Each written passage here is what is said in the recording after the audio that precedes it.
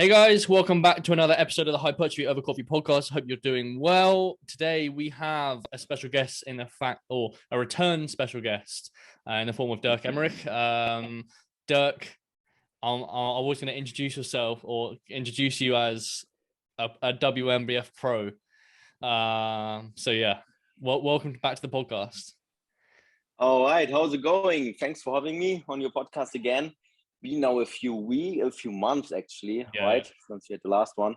So yeah, the season's over, the prep is over, and now, like we said, I think in the previous podcast, that we kind of having like a recap on it, talking actually about how it ended, being ready too early, if we were actually ready too early, if it worked or didn't work, and all of the prep, all that. So yeah, I think it was important for us to have this podcast at the end of it, because essentially if we had like the podcast saying, oh, were we too lean, and then just left it, and it's kind of like, well, was he too lean? But I think it was always one in the pipeline where me and you were like, we need to do like a recap of it, even if it went to shit, because you would have learned something from that as well. So definitely. But luckily it didn't. It couldn't have ended like better, kind of. Yeah. Like we actually earned like the most prestiged amateur world title possible in bodybuilding. So yeah, I was amazing. We'll talk about that in a minute, but I was watching the live stream that they had on YouTube, and I was actually out for dinner, and I was absolutely ecstatic. So yeah, it was a very cool moment for you, I think. But even just like as someone watching it, it was a very cool moment as well. So I can't fathom to kind of like know what that feeling was like. But yeah, anyway, so the last podcast we were basically, I think you actually said it was like 7 days and 6 days, or 7 weeks and 6 days out. So we just say you're like 8 weeks out. So like kind of like recap, it's going to be a massive kind of recap, but just recap what went on in that time, and then we'll chop it up. Perfect. I think straight afterwards, like 1 or 2 weeks after, I started to eat up. Right. And this was actually the first and probably only mistake I made during the prep, where I was actually like question myself, oh, maybe I was ready too early, because Berto and me, we started eating up. We got like ready, we got all that settled, increasing calories to actually like look fuller on stage, being like in a more healthy hormonally spot as well. Yep. But we did it a little bit, we upped the calories too much. I think I went from like 270 grams of carbs to like 500 within like 10 days or so. And actually at the beginning, all was fine. And too late, we like realized, oh, my body actually wanted to get back to that body fat set point level as fast as possible. So I've gained, I think, like 1.5 kg of fat or 2 kg very quickly. So my body is like back at this homeostasis place. So like my need, all that went down, and we increased like the calories how it was before, where I was still at my like settling point level, which is actually really low. So yeah, all in all, my body got back to that previous level very quick. And then I stepped on stage at the AMBF softer than I was like 4 weeks before that. Right. And then I started to realize it slowly, like, oh, my condition is getting worse. It's getting worse. I was thinking, oh, maybe it's water retention. Maybe I need to switch up some foods or stuff, some bullshit like that. And then at the GmbF, I was like very, very obviously deconditioned. I was like very demotivated. I was like, fuck, Berto, we need to change something. And then we went into a really aggressive deficit. And got back to that old condition and actually exceeded it big time afterwards for the WMBF competitions. So just trying to map this out. So when I'm trying to think what you were weighing when we had that photo on Instagram. Do you remember exactly what you were weighing there? It was around 67 kg. Right, and then you went up to 68.5. Was that? Kind of, yes. It was like 68 something, 68.5. And so that you did the AMBF show, and then you were like 68.5. No, at the AMBF I was still like 67.5, something like Right. that. I think. Yeah, and then at the GmbF I was like, I think 68 or something. Right. Oh yeah, kind of. Yeah. So how far away was that? So you did 2 shows and then you did the WMBF, was that right? Germany, exactly. Yeah. Right. Okay. So how long in between the GmbF and then WMBF was that? It was 2 weeks. Right. 2 weeks. And we went down to like 66 again. So you kind of dug in that Or phase. 66.5. Yes, we went really aggressive. Right. And most of all, yeah, we didn't lost any performance and the body was still willing. I was very worried about like, oh, maybe my body isn't that responsive now anymore to give fat away, but it was luckily. So went down to like 66.5 again. And then I had like that old condition back where I also won my class again and went into the overall. Right. And this was actually like a shape where I was like, kind of like confident to present on stage. At the GmbF, you could sense like I wasn't that confident on stage because I knew how much better I looked like a few weeks ago. It's impossible to have like a good confidence on stage if you know you're like not at your best. I think for people who potentially are listening to this and like haven't been on stage, I think like the whole confidence thing is so fucking massive because like you don't strike poses properly, you just don't like the difference between you being confident in a pose and not is light and day, right? You'll present your physique in such a you can see it even in the face. Yes. And this only happens if you know like if the confidence isn't there. So that's a big thing. But if you know like you give your all, you're at your absolute best, it shows on stage. Yeah, for sure. Definitely. Sure. Yeah. Yeah, that's I think like a big thing. I think, and especially when you like so like you're lean enough and then you've nailed like the peak week. I think once there's kind of a massive concoction of stuff that needs to happen for it, like everything to run smoothly with a prep.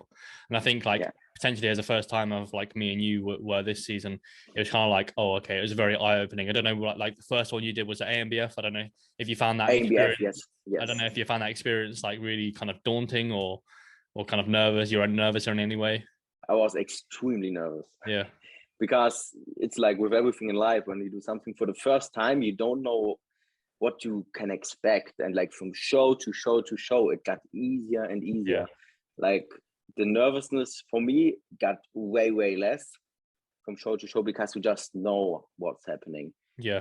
And that's a really big thing, definitely. Yeah, I think next year I'm actually gonna I think I've set in stone that I'm going to compete again next year. And I think I'm going to do like almost like warm-up shows. I'll just class them as warm-up shows. So I'm just like, right, okay, they're just like, I don't really care about them. Then you have like proper shows where I think like as the season goes on, you become like leaner and also just like more confident with because every single time you go on stage. And the better, the leaner you get, the better your shape is, the more confident you are on stage because you know the more competitive you are. Yeah. And that's definitely a big thing. But also like the thing, you know what to expect. That was my experience. Like also like from show to show, I got more and more conditioned and more confident with presence on stage. Yeah. So so was there any like changes was it just like nutrition with you, or was there any cardio or any steps or anything that went in place? Nothing at all, just nutrition. Like we was eating up. Maybe that's also interesting to know, like like 500 carbs. It was about 3,300 calories. Yep. That's quite high. Yep. And then we went down to 1,900. Yep. The rest of prep nearly like 1,900 calories.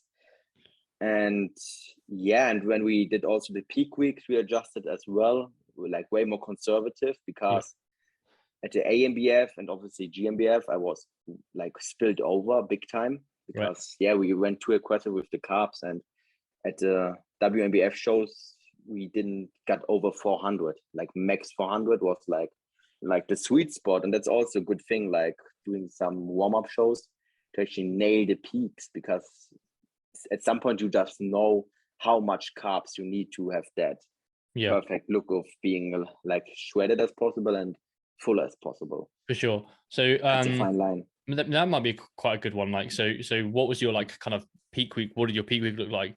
Was it like a rapid backload? Was it like a front load situation?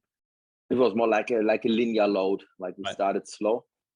Like I think like five days out, we just increased like the carbs day by day by 50, and then at the end we were at like 400 3 days out. And what we also did, always one day out, we tapered carbs off again. So like 2 days out, 400, and then like one day out, we had like that look, but we tapered it a little bit down to like 250, 300, depending on like how spilled over we are or not at all, and adjusted it from that point on.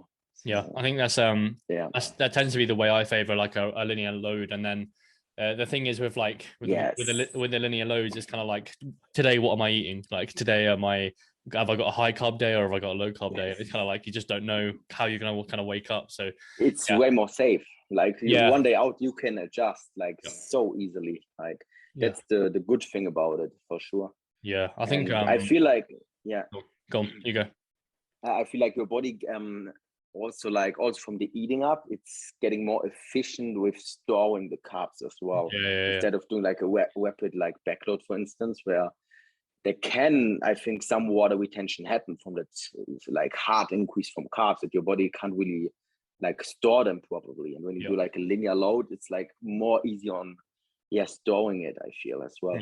There's a lot of stress as well, like to be like considered in that phase, because you got to think that if you had like say for example like a fat load for me would be really really stressful for me, because I'm just like, what's happening, what like today, what am I doing, and there's just so much of that going on. So I think some people, that's what we spoke about last time, but there'll be so much like individualization even in a peak week, not necessarily the whole prep, but big time.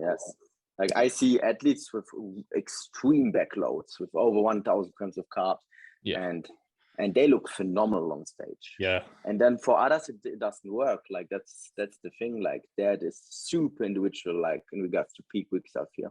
You often find some really weird like backstage carb uppy meals. I don't know if you saw that in your time. Like I was at the UKDFPA show in I think it was rugby, but people were having like Dominoes, and then I was I follow someone on Instagram, Josh Coggan, and he was at the WMBF in the Las Vegas, and people were having like Five Guys or whatever, like burgers and stuff. So it's interesting. Like one day out, even like some people having like one day out eating like burgers and stuff and not tracking at all. It's for some it worked, for some doesn't. I couldn't do it. Also like up here, like one day out, it's like it's playing poker, man. You don't know how much sodium is in it and this and that. It's I think a lot of it is like potentially some people who have competed like many times, and then they did that at the start and then they did very well with it, and then they kind of continued that on. But I think that's all like it, that there's a lot of kind of like science to it, but also like people will not let go of that kind of anecdotal evidence because it kind of worked for them. And I think on show day it doesn't really matter that much what you eat, because on show day you actually like reset. Like you can't change much. Like it takes some hours until like the carbs arrive, so you can't fuck up much on show day. When you wake up, look good on show day, there's not much you can fuck up. Obviously only if you binge eat or something and come out with a bloated stomach. But a lot of it is like fluid as well. Like if you're looking quite flat, it's like, I'll just have some fluid and whatever, you kind of fix it. Or sodium is also big thing. Like definitely for me, like the sodium plays a huge role on show day. You can get really high and you get a way better pump, looking way more fuller and muscular. Like that's what I've experienced for sure. And the fluid, obviously. Sure. So you've won the overall so the WMBF Germany. No, the overall at the Worlds. Sorry. So you won your show in the WMBF, right? In Germany? Germany, I won my class, like the lightweight class in Germany, and the overall I didn't won. Right. So after that time, so how long was it kind of in between the WMBF Germany and then the Las Vegas show? 4 weeks actually. Right. Okay. Yes. So in that time, so how did you step off stage? Like what kind of scale weight, etc. And then what did you do in the lead up to Las Vegas? To Las Vegas, I lost nearly another 2 kg. Right. Like I think my lowest weighting at the WMBF Germany was like something around 66.5, the low 66. Right. And at Worlds a few days out, I was like 64.6, 64.7. So this was again like a huge, also visual changes. Like at the WMBF Germany, I was shredded, but at the Worlds I had like that freak condition look, you know? Yeah. Like I think actually like really hard on the body as well. Like I felt really rough. Yeah, definitely. I was saying, so I'm just trying to think from the photo that we had on Instagram, that would be like what, like 2 or 3 kilograms down from that, wouldn't that? It right? would be like, yes, nearly 3, like 2.5. Yeah, man. Yeah, so it'd be quite interesting to see. I don't know if you haven't got stage photos yet, have you? Not yet. I will get them really soon, like the professional ones. We're excited also, like high definition videos. So this will be very cool. So I'm waiting to post those on Instagram and not like the shitty phone videos and pictures. So I wait for the professional stuff. I'll say I was speaking to you off air about like the kind of live stream. It was kind of like someone took it with a potato, but like a potato cam. But it's kind of what that is. Yeah. So it'd be quite interesting to see like how everything looked, especially like leaner. In good quality. Yeah, leaner and also like carved up as well. So that's quite cool. So so you're flying out to Las Vegas. Did you find anything like any kind of barriers in the fact of like kind of getting out to Las Vegas? Like anything kind of went on there? Like was travel kind of shit, or like the restrictions, did that put any stress on? Actually not at all. Like traveling into Vegas was a little bit hectic. Like the flights, like 3 days out, it's rough. That's what I can tell. If you're sitting in there, everyone next to you is eating, you smelling, and you're just there with like your your tiny bit of food and sitting there, and like you are bored in the flight, like sitting there for like 12 hours. It was mentally so hard to stay on track for me. And then when I arrived in San Francisco, I nearly like missed my connection flight to Vegas, because at the controls they were so slow, and they tried to check my bag like to every detail, wanted to know what I'm doing in America, wanted to know everything. And and then you like there 3 days out and can't really think straight. So it was really hard for me, like getting that connection flight. But at the end, everything worked out, luckily. But it was a little bit hectic. But overall, it was quite easy to get into the USA.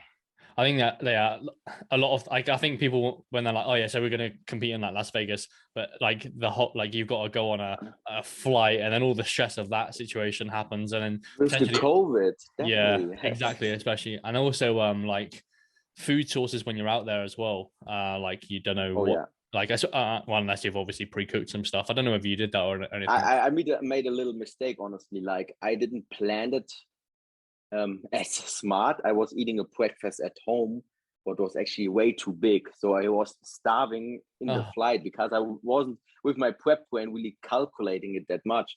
And then I was in the flight with like, I don't know, like 1,000 calories left, but 12 hours flying. And then I'm like still 6 hours into the airplane. I'm like, fuck, I finished all my food. Now I'm starving. And I didn't had a protein feeding for like 10 hours or so.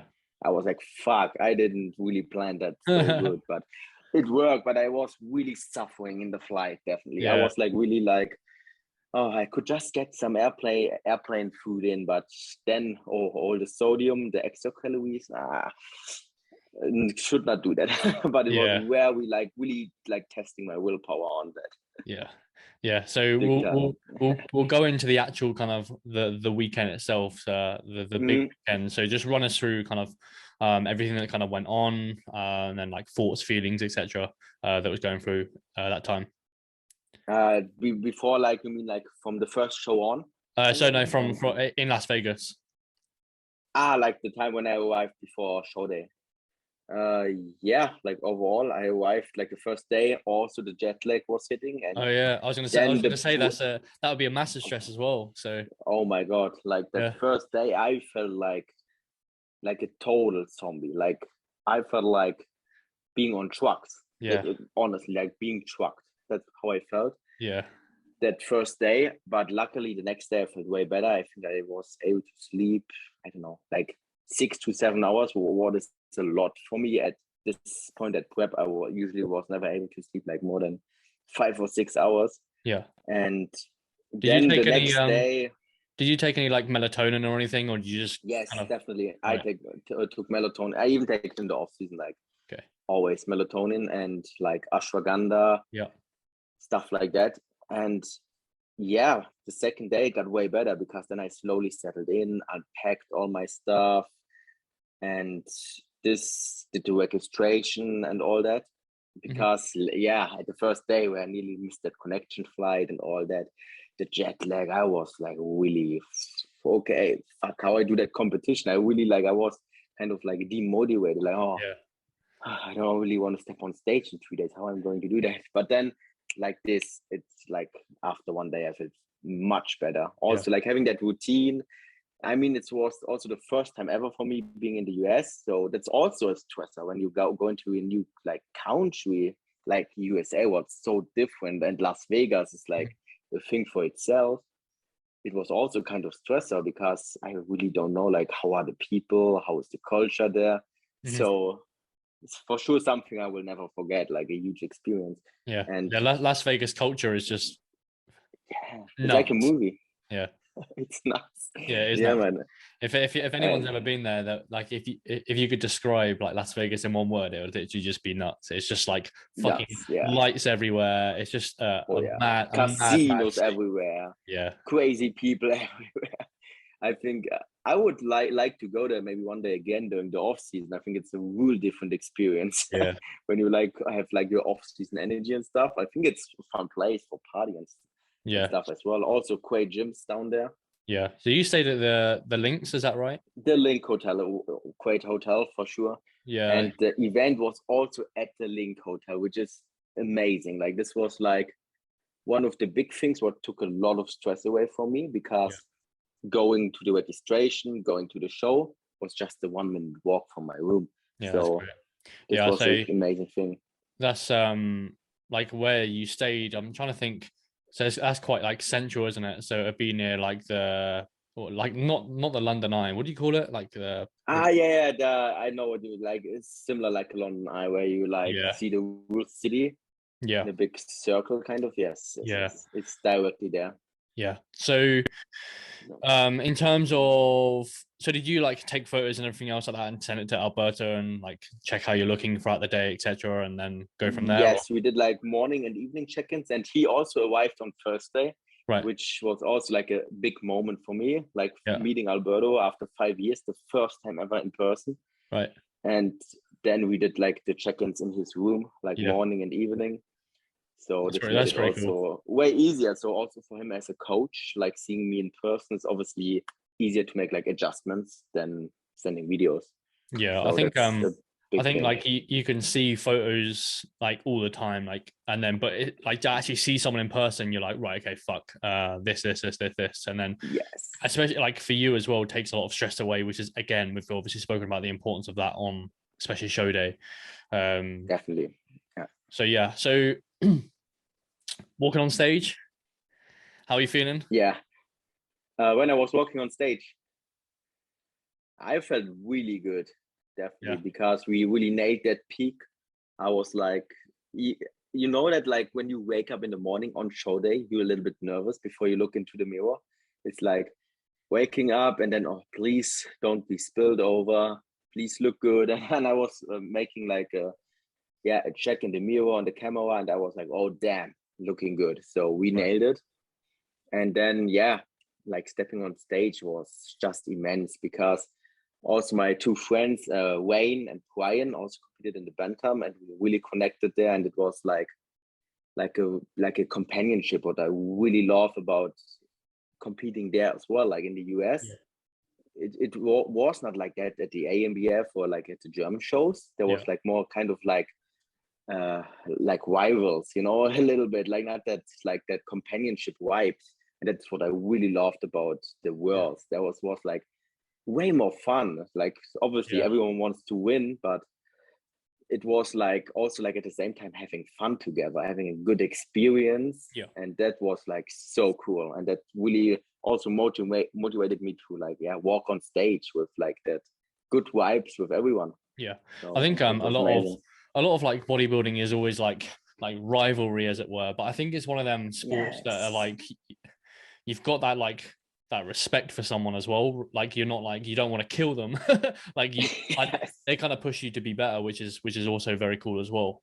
Definitely like motivating each other and don't taking it, how can I say, like not that serious, you know, like you bring your best package ever there, see what happens, and you don't have control about the about the judgments. And that's like a cool thing. So everyone is there in the same boat, I feel, and everyone wants to win, but I think there is no benefit in being like enemies, you know, with the other competitors. So they moved you a lot, because you're on, I'm trying to think, you were on the right hand side of the stage for a while, then they moved you in. Moved me into the middle. They worked you quite hard. They worked you, like you must have gone around like 3 or 4 rounds. 3 rounds, but it was actually not that hard. Like at WMBF Germany, it was crazy. Like really? There it really like increased my stage endurance, like the posing endurance a lot. Like at the WMBF Germany, they let us do like 6 symmetry rounds and like 4 to 5 muscularity rounds. I was fucked up. So I was like, okay, I need to, like, after I practice at home, like just staying like 5 minutes in the front, relax, to build up the endurance. And then at the Worlds, I really like, that's what I can really recommend, like everyone, like practicing not only the posing but also the endurance. Like doing like 2 or 3 rounds posing, or like just holding a front relax for 5 minutes. Super important, because you don't want to look this on stage. I mean, the reality of it, I think if you haven't ever posed before, you don't necessarily know what that feels like, but it's fucking tiring, really tiring. So I can completely see how like you'd almost go on stage like full, and then all of a sudden like the 6th round you're flat. and I realized also from show to show I got better and better at that endurance. Like the first show it was super hard, second show super hard. And then at the Worlds, it was actually the first show where it felt like relaxed for me. I was not beaten up afterwards than I used to. So it's super good. Like when you like, able to hold poses long without getting totally wrecked up afterwards or during the posing. For sure. So what was the peak week looking like before Las Vegas? So obviously we spoke about like the times before where we possibly went on a little bit spilled. So what was the difference there? Was it just like you were leaner, so potentially definitely lean? Was that a consideration as well? Definitely leaner. That's often a big thing. Like when people think like, oh, I'm spilled over this and that, can be, but it's also often a combination of being too fat, because you can't go from like being shredded to the bone to looking super soft. Like even if when you're like super shredded and spilled over, you will look softer, but you won't have like that much of a difference. Like striations don't go away from being spilled over and stuff. Like, so you did linear load the same? Exactly. Like one week out, we increased really slowly. I think we were at I think 200 carbs most of the time, something like that. And then we went up to like 250, 300, 325, 375, and then eventually 425 it was. So every like two days we increased like by 50 by 50 by 50. And Alberto just knew like from all the history, like what's my sweet spot, like what is like my kind of maximum threshold, where I have like that combination of fullness and sharpness. Sweet. So and then that's so the day after you hit like 800 grams of carbs. like candy? Oh yeah, the day after. Let me think. Yeah, and then I think actually I didn't look that much worse No. the day after, but then like two days later, like a huge water retention shift happened, definitely. Like in the midsection, even now, like more face, midsection, that areas. And yeah, but it's still like interesting to see like how fast the body can change Yeah, for sure. from being super sensitive at that point. And also like my stomach, I got like my stomach felt weird from like that increase in sodium, and also like different kinds of food. Like I was like eating nearly the same every day for like 6 months, and then like having burgers, candies and stuff. It's like I felt like my body wasn't able to digest it as properly, like really like crazy. Yeah, that's a big consideration, especially when you're leaner. Yeah, it felt on my throat that like how it's called, like some stomach like, like heartburn. Yes. Yeah, for sure. So you're going through rounds, and then you obviously won your category. So yeah, the bantamweight class. Yeah. How long was it between that and then the overalls? Was it quick? It was like half an hour. Right. So I would say quick. like was really quick. Yeah, they went super quick because at the evening there was another event. Right. Also, like I think they do like magic events, stuff like this. So they need to go really fast. Yeah. And also like the bantam class was the most stacked bantam class I ever competed in. It was extremely strong, like the strongest class from all of them, I would say. Yeah. Afterwards. And then the overall was like half an hour apart of that. So I still could do like my pump up, keeping warm and backstage. And then we went into the overall. Yeah. It was amazing. Yeah. So how many was in overall? It was 5, like bantamweight, lightweight, middle, light heavy, and heavyweight. Mad. So 5 in total. Yeah. Yeah. So take me back to the feeling then. How did it feel? Oh, yeah, I couldn't believe it. Like when they called my name, like in the overall, someone needed to slap me from behind, because I was like, did she really say my name? Yeah. Like it took me like 1 or 2 seconds, and then I was like, I was like going super emotional and couldn't really believe it. And I was so happy, grateful for like, even now I'm like, what just happened there? Yeah. It was just unbelievable. But all in all, like we really brought our best shape possible ever, like with Alberto. And that's the actual result. It was like the Worlds was like my main show from the beginning. This was like the shows before were all like warm-up shows for me, like to get my feet wet, to get experience. But Worlds was the show where I wanted to be my absolute best, and the result is just amazing of it. So could not have ended better. I mean, that's like the biggest prize you can win there as an amateur. Yeah, 100%. Yeah, it's an amazing achievement, especially in your first season as well, to come away from it. Oh yeah, definitely. Like earning a pro card and the world champion overall title. Yeah. Also, like as a bantamweight, like they told me at the Worlds, like since 10 years, it didn't happen that the bantamweight won overall. Like the last time was probably Sean Clarida when he competed 2006 as a bantam, where he also won the overall. Mm-hmm. So that's like a big thing as well. It's really amazing, actually. Yeah, which is mad. So I see Dirk at the 212s Olympia. 5 years. Staying in the netty league. yeah, you can do it. You can do it naturally. I could try. So when's the first pro season then?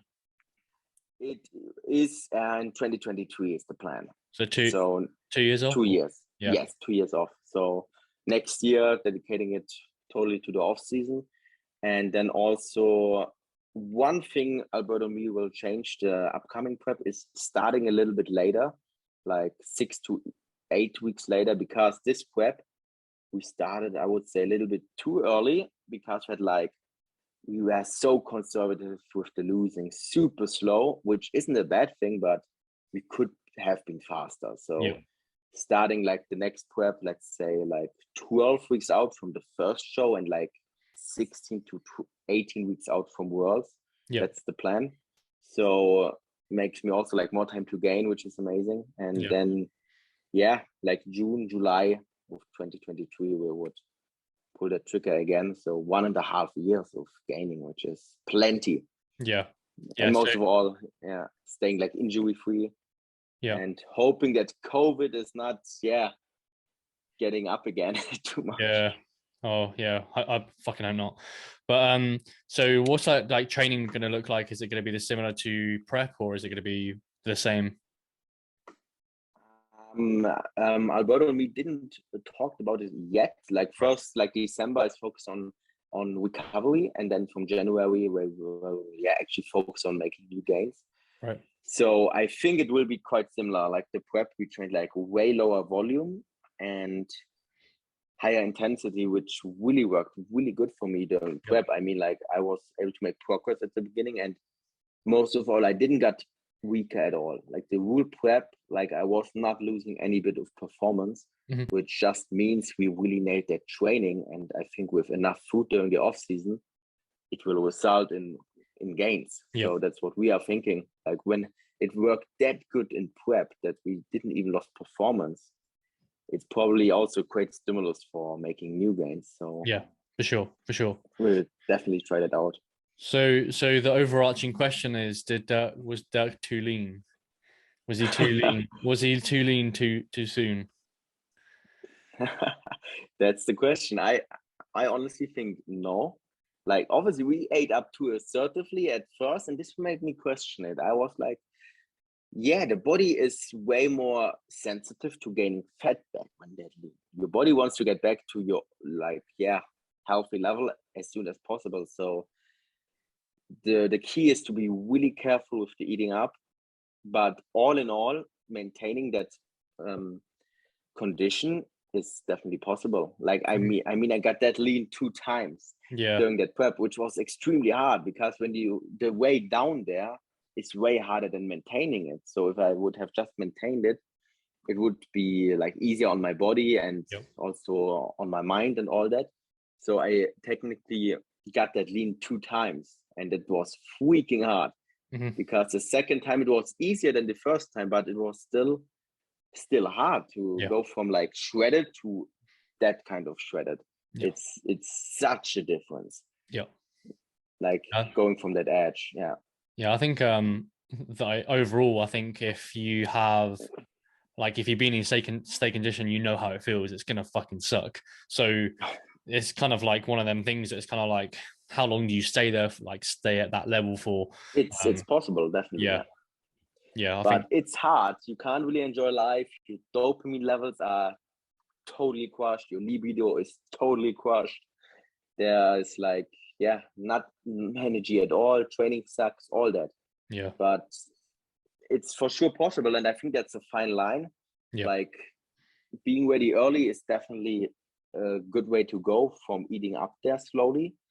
But being ready too early, let's say like 10 weeks out, it's like, it's possible, but I would say like unnecessary. There's a fine line, like being ready too early or too late. I think like